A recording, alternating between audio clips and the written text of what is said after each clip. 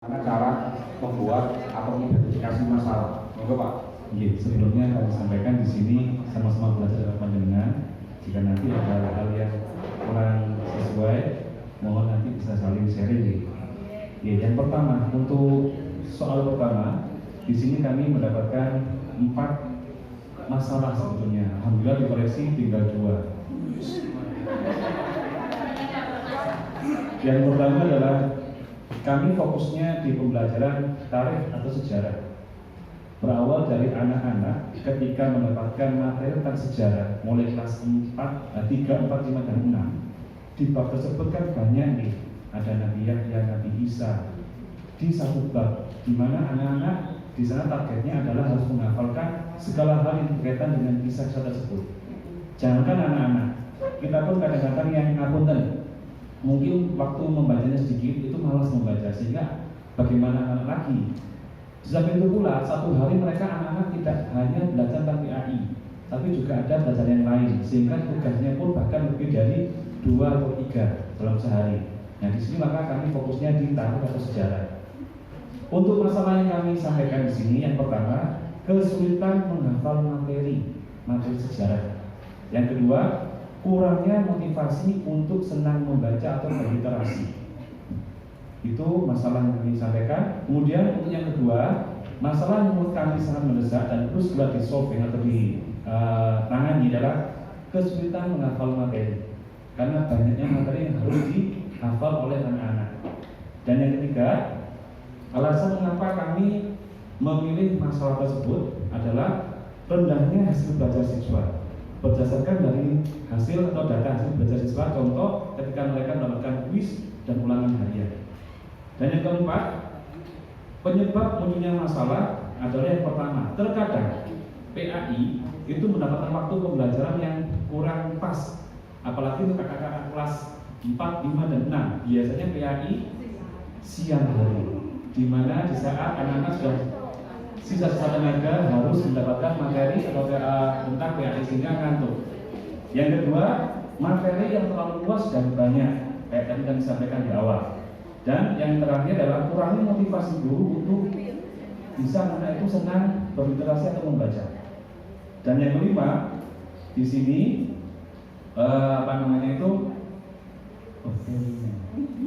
teorinya masih saya screenshot aja dari hafal.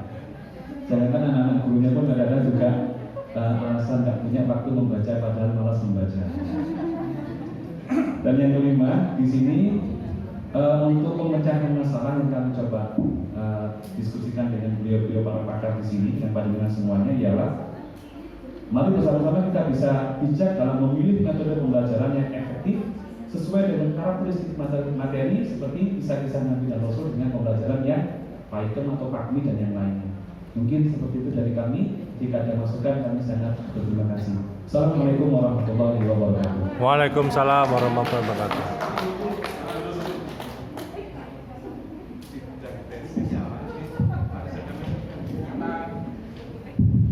Jadikan dakwah dulu ya Pak. Bapak tolong perhatikan. 1. Identifikasi seluruh masalah dalam penelitian undangan kelas. Masalah yang disampaikan kesulitan menghafal materi sejarah. Oke, bisa nggak dipersempit lagi materi bagian apa Pak yang sulit untuk dihafal atau dihafal ya? Kisah Nabi. Kisah Nabi. Jadi maksudnya kesulitan Kisah Nabi karena banyak Nabi. ya. Kesulitan menghafal materi kisah Nabi. Permasalahan yang kedua, kurangnya motivasi membaca. Bagus ya. Itu masalahnya umum berarti ya. Yang nomor 3 itu banyaknya materi. Yang nomor 4 tidak tepatnya waktu pembelajaran. Itu yang kemudian saya del. Sehingga masalah yang bisa diterima itu hanya 2. Dari 2 itu yang dipilih oleh kelompok 1 adalah kesulitan menghafal materi kisah-kisah dalam sejarah, kisah-kisah Nabi. Oke, kenapa itu penting? Kenapa itu kok dipilih, tidak pilih yang lain? Perlu disampaikan Pak. Ya. Tapi kalau Bapak tidak punya masalah lain, ya cuma 1 itu, ya nggak usah kemudian sampai ribet. Dan yang disampaikan Bapak tadi di awal itu kalau kita rekam dan kita tulis jadinya banyak kan Pak, sudah 2 halaman. Ya, tulis lagi. Di sini tulis rendahnya hasil belajar siswa. Walaupun menghafal surah, menghafal kisah-kisah Nabi, tapi alasan mengapa itu dipilih karena rendahnya hasil belajar siswa.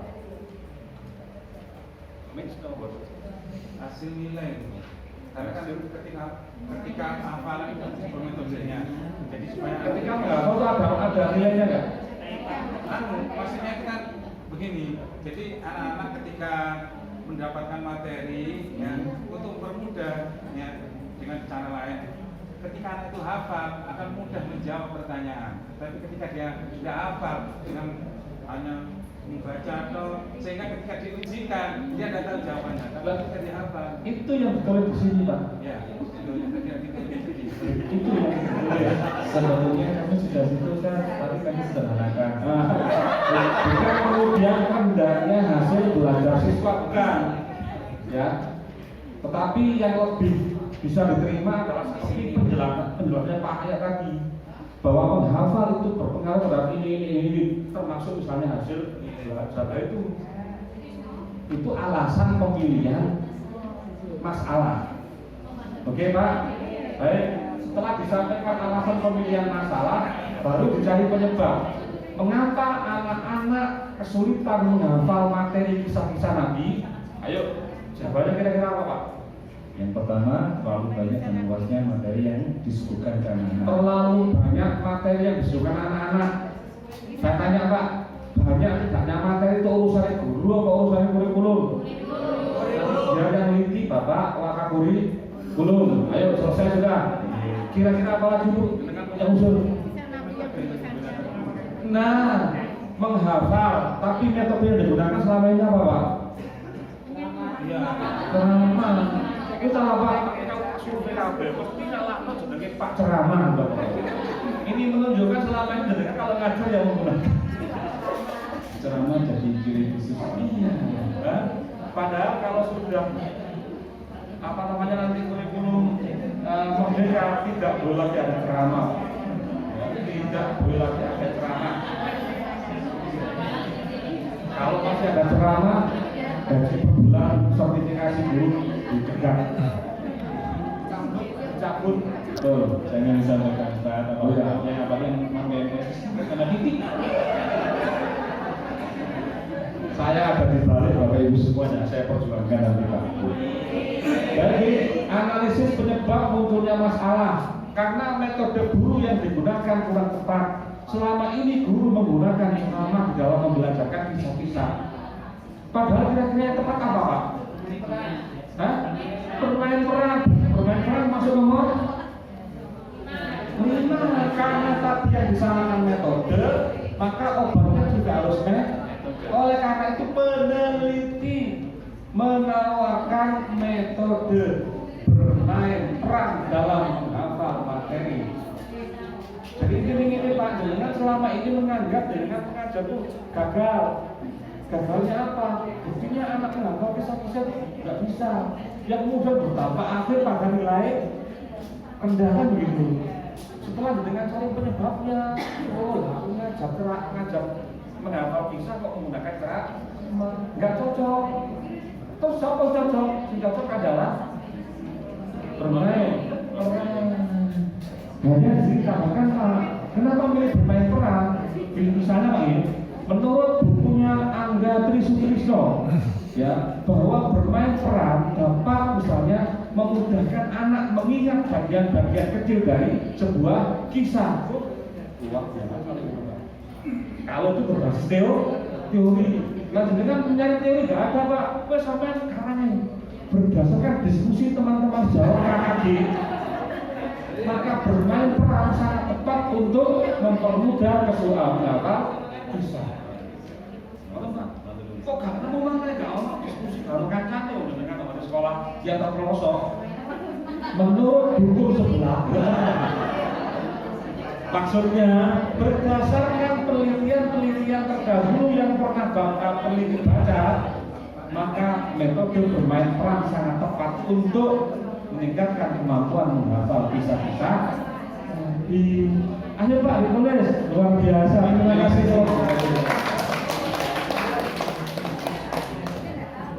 Saya minta satu lagi. Monggo yang sudah siap.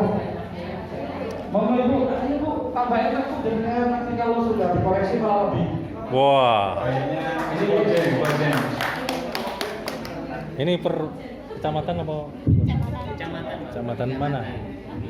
Kecamatan mana Bapak? Oh, Klojen. Sama dicoba ya Pak? Saya dulu SMP-nya di Klojen. Sama dicoba. SMP 3. Iya.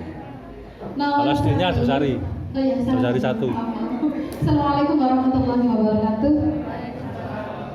Kami dari Klojen akan mencoba menyampaikan hasil dari kami. Pertama, identifikasi masalah ketika ada beberapa masalah di kelompok kami. Yang pertama yaitu rendahnya kemampuan baca tulis Al-Quran. Yang kedua, kurangnya konsentrasi siswa ketika pertemuan tatap muka ya. Mungkin efek dari beberapa tahun ini. Dan yang ketiga, rendahnya literasi siswa.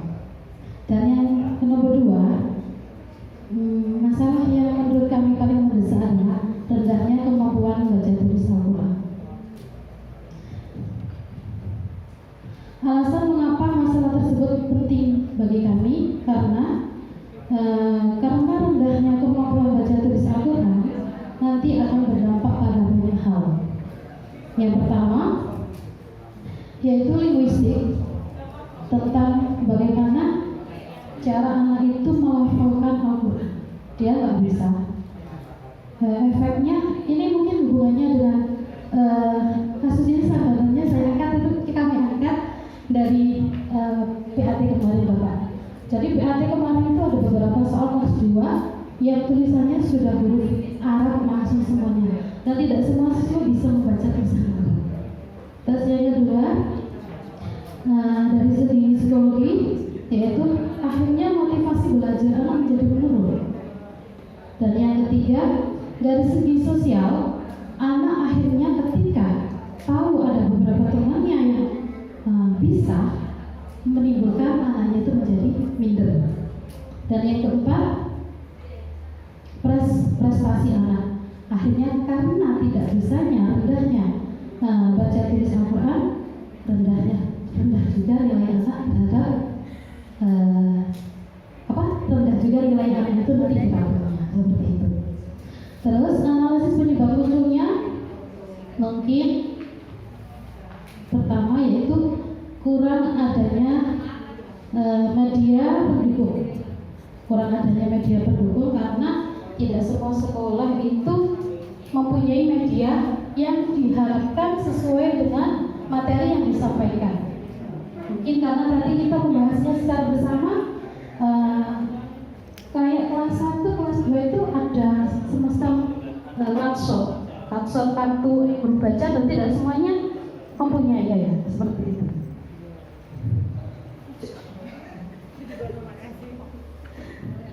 Terus kurang sinkronnya media yang digunakan oleh guru. Jadi karena tidak sinkron antara media yang disampaikan dengan materi yang disampaikan, akhirnya kurang paham. Dan akhirnya nomor 5, salah satu pembacaan masalah itu kita menggunakan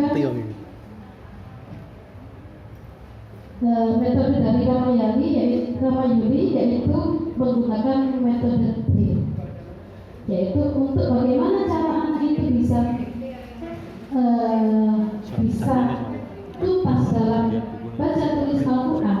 Di samping karena memang beberapa catatan materi yang dituntut dari murid dituntut sangat luas dari anak-anak, budgetnya juga sangat tinggi, maka kita mencoba untuk menggunakan metode BRIL, yaitu dengan cara mengulang-ulang pembelajaran terhadap anak, juga dengan cara metode memberi contoh atau bahasa ini bahasa kebetulan itu talaki, memberi contoh. Mungkin seperti itu. Itu maaf. Di sini dulu Bu. Nah, ganti Ibu. Tepuk tangan dulu Pak. Ini luar biasa. Kelompok 9 ya, 9 ya, atau 9. Berarti ini kecamatan Blembing. Ya, ini. Baik, Bapak Dari Ibu, satu mana? tolong Siapa? perhatikan. Nomor 1 Oh, ada. identifikasi semua masalah. Yang pertama rendahnya kemampuan baca tulis Al-Quran. Oke. Saya dulu kan alumni Ajo Sari Untuk 1. tugas ini saya kira sudah bagus ya.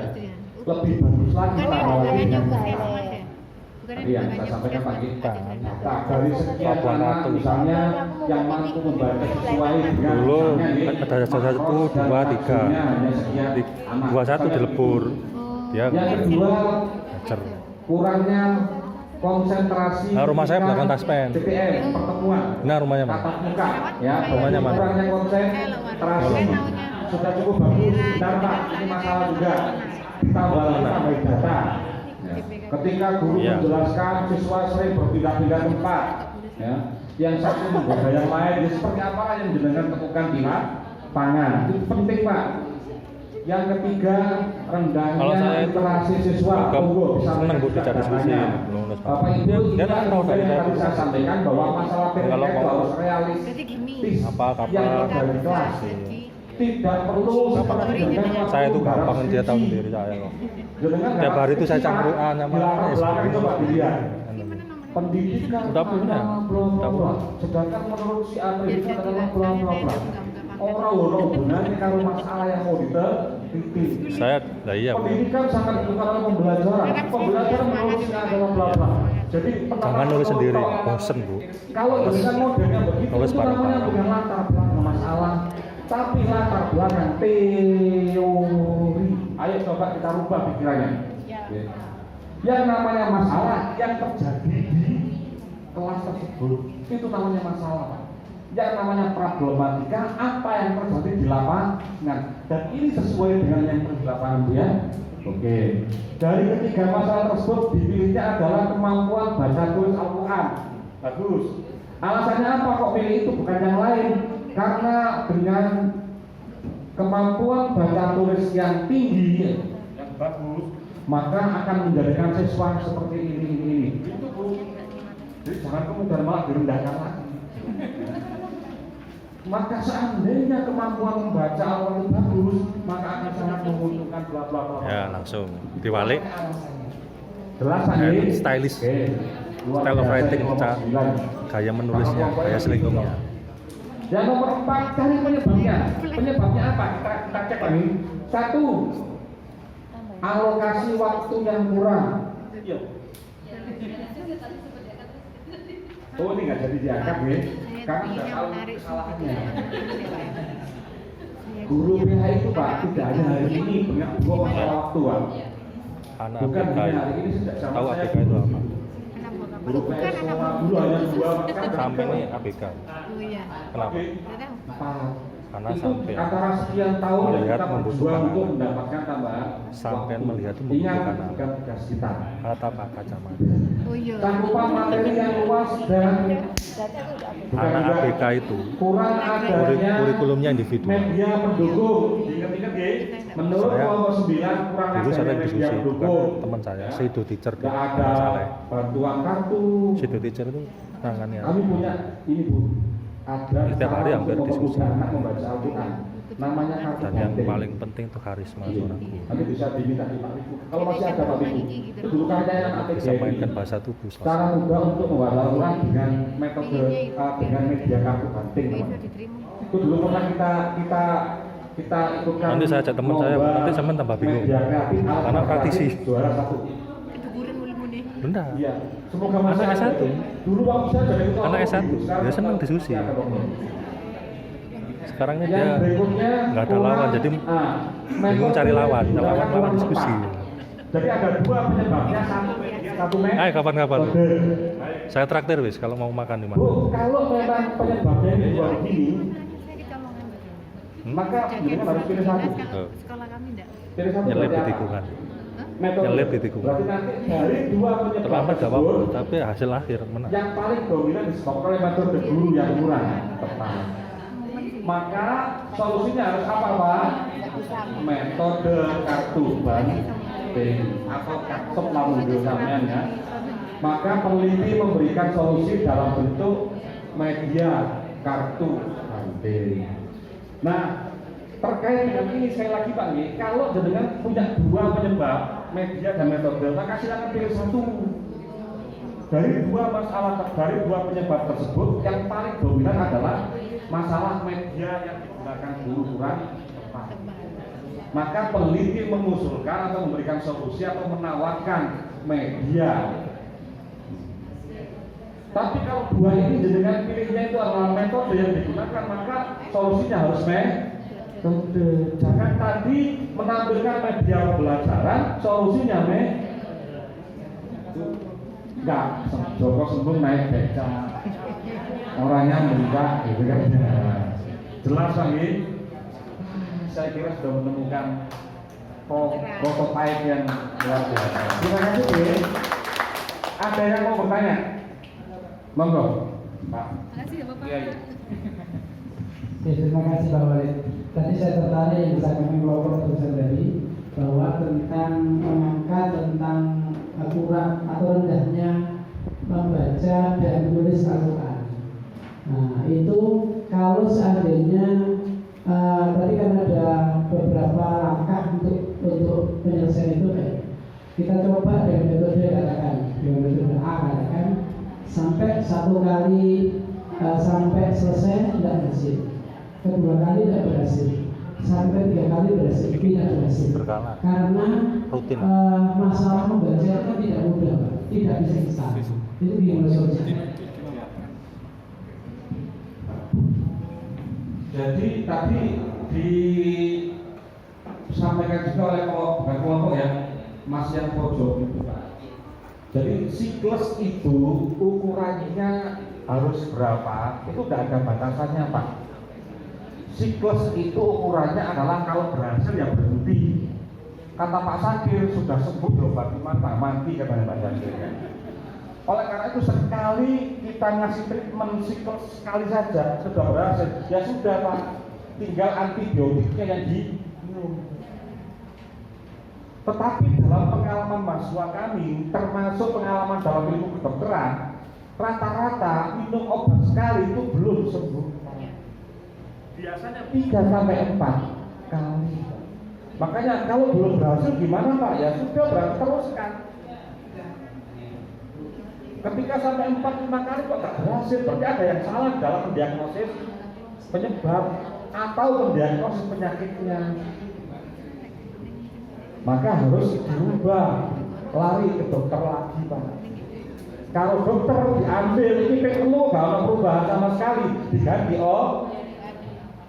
jelas Pak. Oleh karena itu pemilihan metodenya ini tadi Pak yang harus penting, yang saya bahasakan harus yakin ini tidak hanya terkait dengan persoalan hasil Pak, tapi juga metodologi.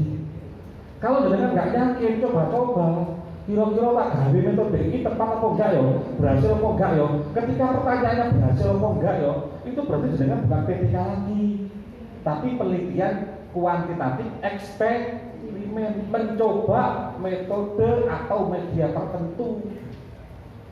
PTK digunakan pendekatan eksperimen, buyar Pak. Karena bisa jadi anak tidak malah sembuh, malah maka makna yakin di sini seperti yang saya sampaikan tadi, itu harus berangkat dari sebuah pemilihan obat yang betul-betul tepat. Oke Pak, ada yang tanya lagi monggo? Bu, cukup? Kira-kira bisa diselesaikan ini? Ada lagi satu contoh atau cukup? Cukup. Pak tolong saya dibantu. Ini kok nyala.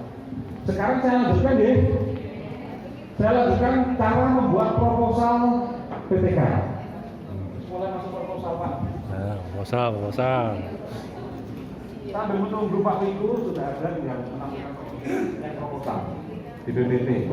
Bapak Ibu, sebelum saya masuk ke sana, saya kasih gambaran. Dengan tadi di poin 1 Pak sudah mulai belok sini lagi Pak. Nanti akan buka ke sana lagi. Monggo.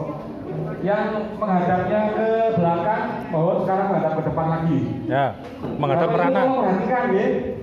Tadi waktu saya membahas masalah yang nomor pertama terkait dengan berbagai macam masalah ini disampaikan semua.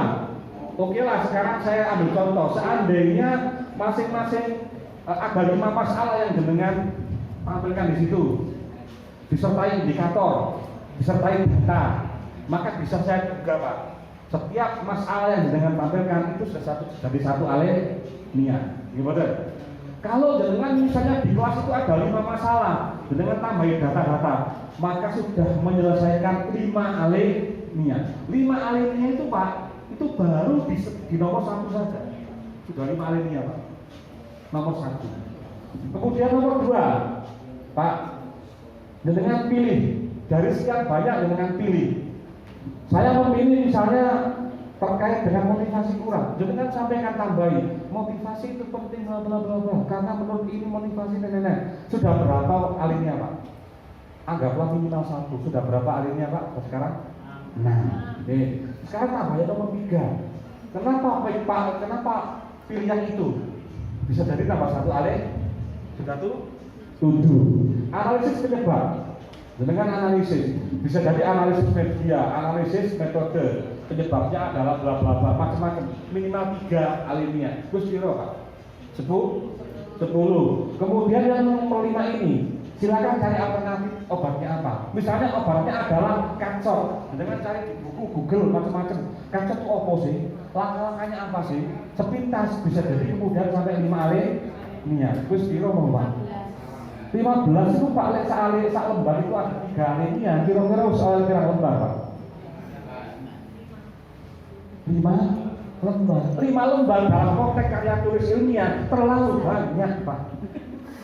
Cukup 3 halaman. Yang penting berisi masalah yang ada di lapangan. Lalu misalnya lebih banyak lagi Pak, lebih dari 5. Teorinya Pak Junaidi, ini tempatnya Pak Junaidi. Pak Junaidi kalau mau begitu tidak mau Pak. Pengennya ada ular-ular sedikit. Jadi pendidikan adalah bla bla bla bla sealaman. Pendidikan sangat merupakan pembelajaran bla bla bla. Pembelajaran sangat merupakan motivasi. Motivasi adalah baru mulai masuk. Terus 3 halaman kan? Tambah 5 dari 8 halaman. Motivasi di kelas inilah baru mulai masuk lapangan. Itu gaya penulisan orang Indonesia. Ya Pak. Bahasanya Mas Angga itu harus menampilkan idealitas dan realitas. Ngeri. Boleh kata benar mantap ya apa itu. Kurang meyakinkan. Monggo kalau mau begitu, tapi minimal mereka sudah 5 lembar. Hanya latar belakang masalah saja loh Pak. Belum teori. Teori dengan diajari Pak Wiku. Wah, bisa-bisa ketemu halaman diri Pak teorinya itu. Nah, kata pakar, nanti kita tergantung membimbingnya. Tapi saya punya modal sendiri ketika saya dibimbing oleh Pak Profesor dari Belanda waktu saya di UGM itu, tidak boleh mencantumkan sama sekali yang berhubungan dengan teori yang tidak ada hubungannya dengan problematika.